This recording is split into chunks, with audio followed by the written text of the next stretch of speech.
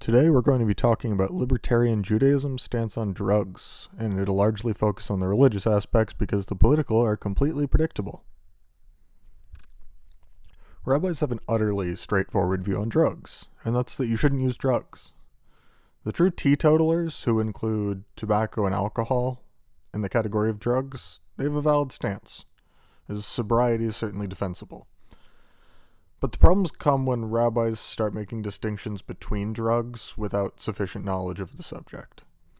I'm going to read a short passage written by Moshe Feinstein, a hugely respected figure in the Orthodox community.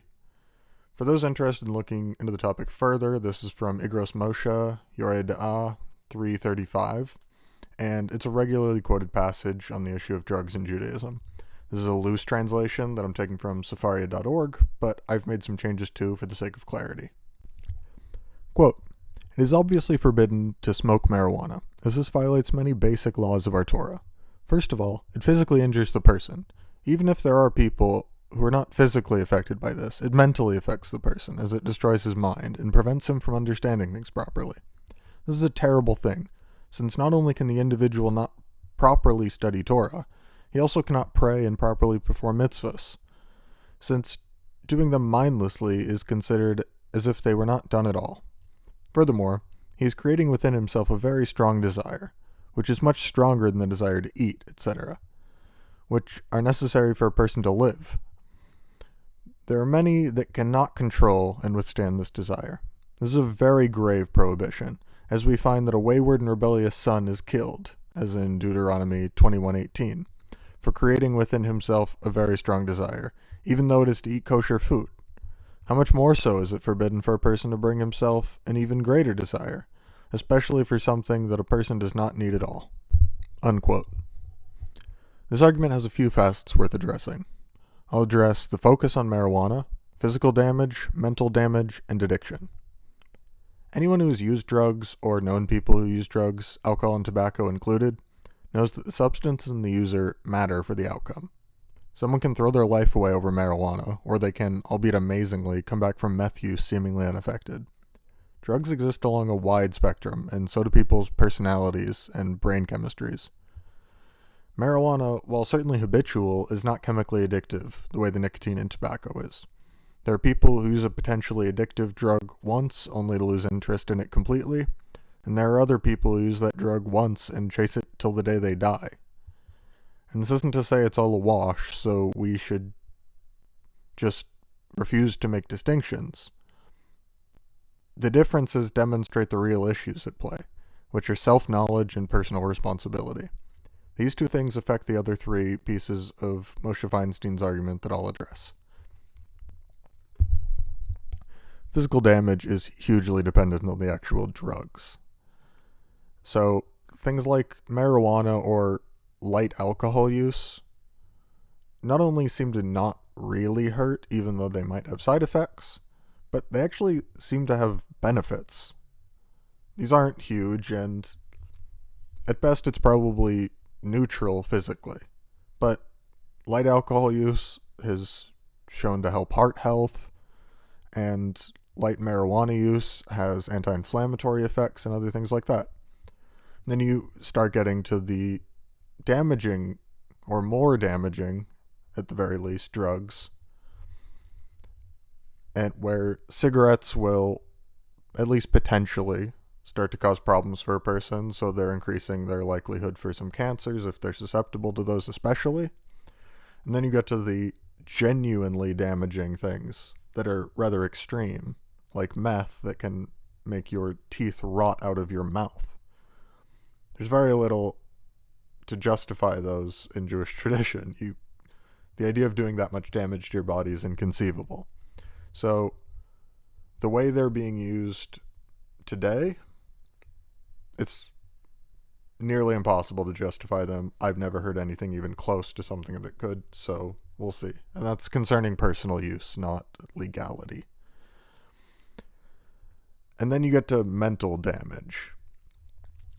And this is something of a vague term that people like to throw out to just take a stand against drugs.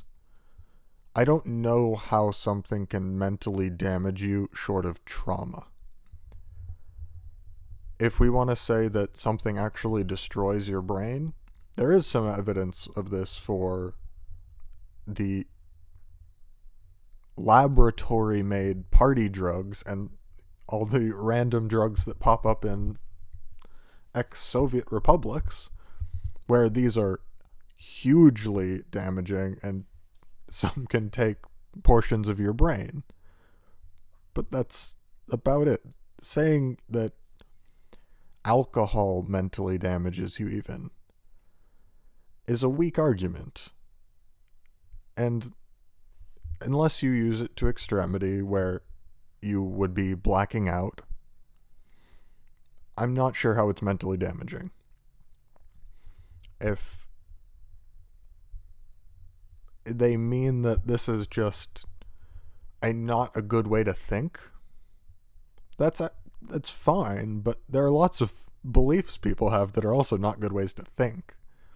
So I think once you're getting into this, you're a little bit admitting that there is no damage, and you just want to push the buck to something where you don't have to prove it, which includes mental damage, obviously.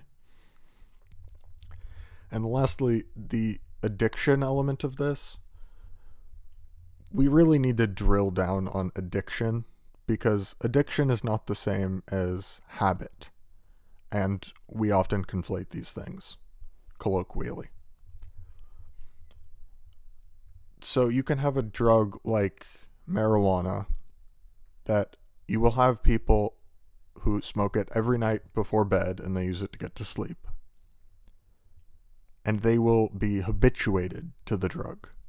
They're not chemically addicted. They're used to doing this before bed. So their brain gets wired to expect this before bed. There's a difference between that and something like nicotine or cocaine or meth.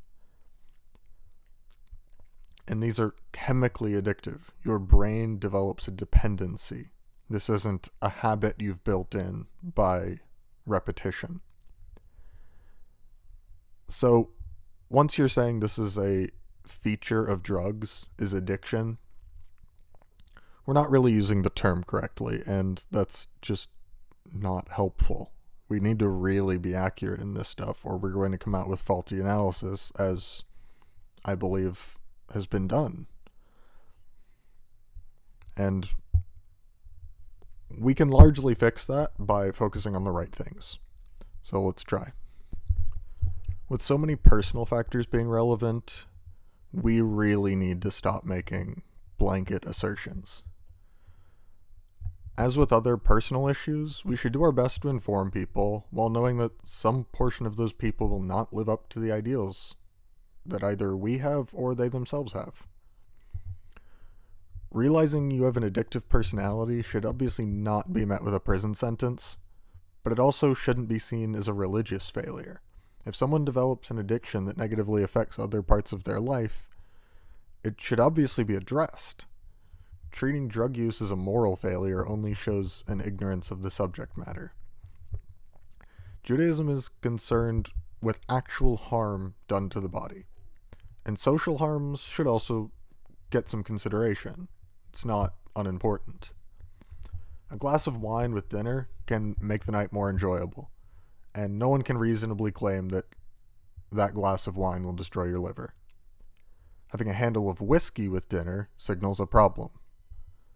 Proportion is key to understanding health, and this is the implication of the passage from Deuteronomy, and even Moshe Feinstein's edition about kosher food even potentially being the problem. Refusing to draw reasonable limits is the issue, not the drugs. Someone who runs on a treadmill every night until passing out could easily cause the same bodily harm as someone who spent the night drinking until they passed out. But it would be absurd to say that the working out was the problem. Abusing any part of life is horribly detrimental, but Jewish tradition speaks unequivocally about those who refuse to healthfully indulge in earthly pleasures. The Jerusalem Talmud says this succinctly in Kedushin 4:12. Quote, "A person will have to answer for everything that his eye beheld and he did not consume," unquote. And this is talking about things like a ripe fruit that you choose not to buy, that you haven't had this year, and other similarly odd but enjoyable mitzvahs that exist. And that says it very curtly. But if you want to get it in more depth, you can look to the life of Rebbe Nachman, who I adore.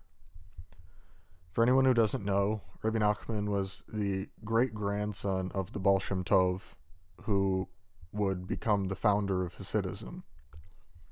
Rebbe Nachman spent his youth doing all sorts of really austere religious practices.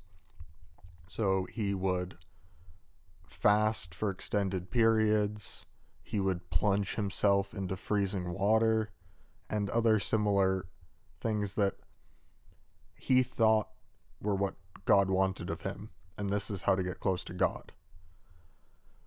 But because of these things he did in his youth, he went on to be extremely sickly and died at 38 of tuberculosis that people examining him concluded he almost certainly could have lived through had he not made himself so weak through doing these things in his youth. And he realized this, and he essentially renounced all of these practices and said, this isn't the way to do it. But with all that said, Rebbe Nachman still contributed the healthy practice of hisbodedus to the world. And for those who don't know or aren't familiar enough, Rebbe Nachman recommended for his followers to spend an hour each day in isolation. And this usually happens in some sort of wilderness, whether it's a forest or an open field or something like that. And he wanted them to talk to God in their mother tongue as though they were talking to a close friend. And essentially just have a nice talk alone with God each day for an hour. And that's hisbodedus. This is an absolutely wonderful practice in my opinion, and you can clearly observe that this originated in Rebbe Nachman's damaging practices. He went on isolated retreats often. This was a major portion of his life, and during his middle years, this is something he did regularly, and he actually would spend months apart from his wife and children to do these things. He would take trips alone. He would do extended journeys in complete isolation. And only after going through all this and having his final years be defined by illness did he realize the healthy way to embrace austerity, which was in these small doses and very controlled, and you can come back from them immediately. This is a lesson that we'd be wise to apply to drugs. And exactly the damage Rebbe Nachman unfortunately suffered from his youth is the stake on the topic of drugs too. Maybe there's never time to use heroin or meth. That seems likely to me, and I have no plans to use either. However, if someone finds a use for marijuana that is spiritually productive and personally enjoyable while avoiding the damages of other drugs, I don't pretend I'm righteous enough to tell them to stop. And as Rebbe Nachman provided an example to avoid an austerity, innumerable people have provided that same example to avoid harmful drug habits. That doesn't make a good drug habit impossible, it actually makes it more achievable. And it's important to think about that Jewish tradition got the healthy view on alcohol we have from seeing bad examples. And it's very easy to know people who will smoke marijuana and spend the day on the couch. But if you do any exploration, you see people who smoke and are extremely productive. And being able to actually master a drug, it provides an important route for users of that. So as with alcohol, where you can say to a drunk, hey, you need to pull it back to 2 drinks and then look what you can be. And even this wise, righteous person 2 drinks. That's what they do. It would be great to be able to actually say to someone, hey, this is a great way to use it, and we have results, and we actually have a tradition that supports it. We don't have to support overuse, and supporting a substance doesn't somehow entail supporting its abuse. And as with people who abuse alcohol or smoke multiple packs of cigarettes per day, the appropriate response to overuse and abuse is to provide that good example. Throwing people in jail obviously isn't going to help. Prison all the more so. We really need to be focusing on showing good examples. And by proving that we are willing to embrace things that can be used well, we'll actually have some authority when we proclaim that other things really can't be used well. Tobacco and alcohol in Western society are almost universally accepted. These are drugs you can use without being a monster. And it's changing a little bit on tobacco, but we'll see where that ends up. But these are socially acceptable.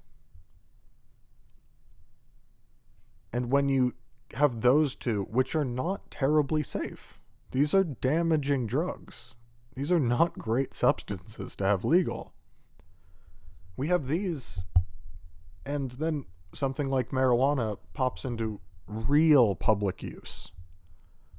This isn't what people want to say about all the founding fathers having hemp fields and that the drug must have been used and all that. It's commonly used. It's been commonly used for decades now. We need to take it seriously only to maintain a semblance of religious authority for the Jewish tradition. By addressing each drug on a case-by-case basis and being truly open to the idea that if this shows good results, we can embrace it, we'll actually have some integrity and a debate that rarely has any.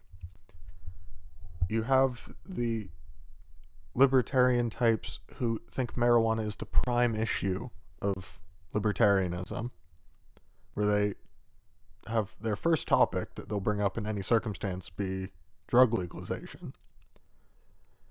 And that's a laughable interpretation of a really deep and virtue-focused tradition that is libertarianism. And then on the other side of it, where you want state control of all these substances, you have people who really have neither learned from historical examples of prohibition, nor do they pay attention to medical evidence. And this isn't saying you as an individual should or shouldn't use a drug. You can make up your own mind. I don't really want to put myself in your business, nor am I knowledgeable enough to do so for every individual. That's ludicrous. And as with most places, the middle ground is just taking things case by case and focusing on actual evidence and value provided and any detriments. This isn't a hard equation. And if you do the research, drugs become increasingly simple decisions. So you get to a world where, yeah, probably heroin and meth, no. Flatly no. A psychedelic, if you want, it's not going to destroy you, but you can see cases where people fall into that world and they like that world more than reality. And that's a scary place to be. So there really are drawbacks when you go too far into that, even though physically it might not damage you at all. So But this is a balancing act that individuals are capable of. And having a Judaism that condemns all these substances flatly and across the board is just not being honest about the situation. So we need to start finding proper uses for these, whether that means getting edibles kosher certified or just doing the research and going, okay, it's not a big deal if the kids smoke pot out back. These are choices to be made, and individuals, parents, whoever can make the judgments. And that's where most things should lie, and drugs especially. Because if we focus on Rebbe Nachman's life and just use it as an analogy for this, what we're desiring should be very clear. And I think it can be if we honestly assess it. So, with a little bit of personal responsibility to both find the information and act on it, and really try to live up to our ideals. And if we're not, being honest with the people around us and telling them we need help. These are all great things. And even the reaching out for help, while not being ideal, is the best thing you can do in the situation. And we need to make an environment that's okay with that too. And a lot of this comes from just not considering these things sinful, the same way we wouldn't want them considered illegal or made illegal.